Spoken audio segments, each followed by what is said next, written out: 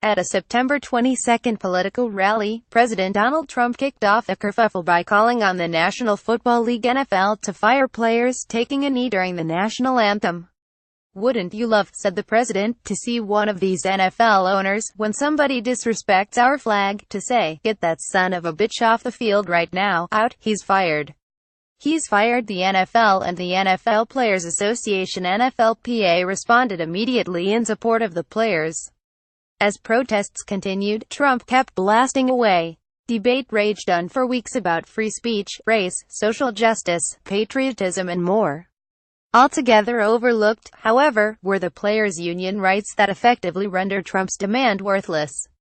Ground rules. The NFL and the NFLPA are co-equal parties to a collective bargaining agreement (CBA) that sets wages, rules and working conditions. The union is the workers' accredited representative, while the employer manages the workplace with policies that don't violate the CBA or the law. In general, union workers are not at-will employees like non-union workers. If disciplined, warned, suspended or terminated, they may resort to the CBA's grievance procedures, including neutral and binding arbitration. The employer must show just cause for discipline by proving that the worker breached a policy that was reasonable, known and consistently applied, and that discipline was reasonable and proportional. There is no way club owners could do that. Neither the CBA nor employer policies prohibit protest, and there is no egregious conduct at issue such as theft or attacking another worker that would warrant discipline on its face. Consequently, amid swirling controversy, the NFL and NFLPA met and agreed to uphold existing policy in the NFL's Game Operations Manual that players should stand during the anthem. In other words, it's optional. The deal stopped any question of discipline in its tracks and promised mutual efforts toward addressing the socio-political issues that gave rise to the protests. Dallas Cowboys owner Jerry Jones, who had threatened players after consulting with Trump, had no just cause for discipline based on rules, policies or conduct. Make no mistake, this is all about collective bargaining. The parties affirmed a past practice, which, in a union workplace, can be just as binding as a CBA rule. If the NFL had unilaterally changed the policy, and especially if a protesting player got fired, as Trump insisted, the door would swing wide open to a union grievance and potential arbitration, dragging out more controversy the parties wanted to avoid. Union defense contract language limits discipline even more. A review of the current CBA, found and confirmed with an NFLPA spokesperson, signals game over for the Trump-Jones threat.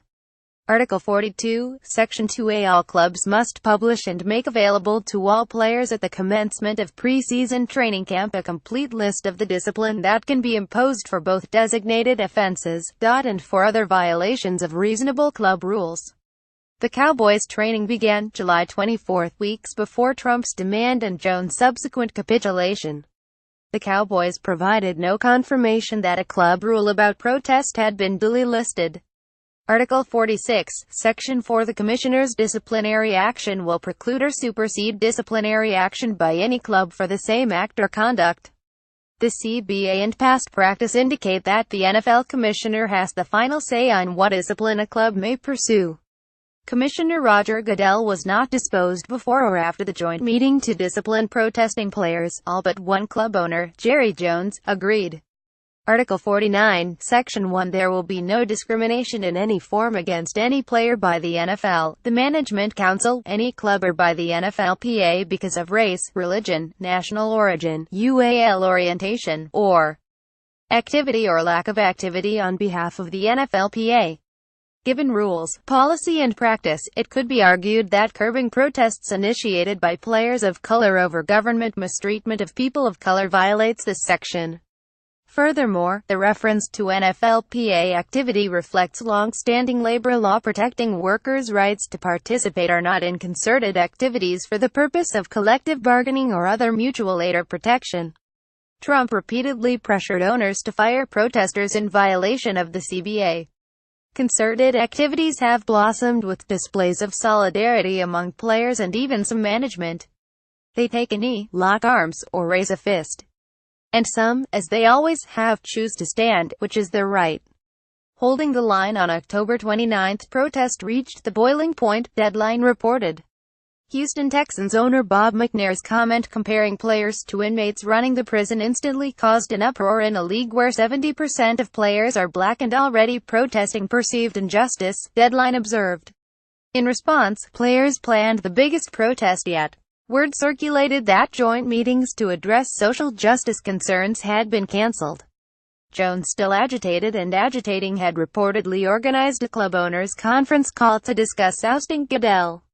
He also cut lineman DeMontre Moore, who had raised his fist during the anthem. The Cowboys said it was merely a roster move. Moore joins Colin Kaepernick, the San Francisco 49er who started the protests and then got 0 job offers after becoming a free agent.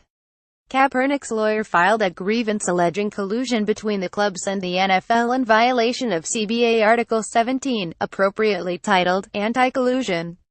As it stands now, no player has been officially disciplined for protesting, and the policy, practice and CBA are intact.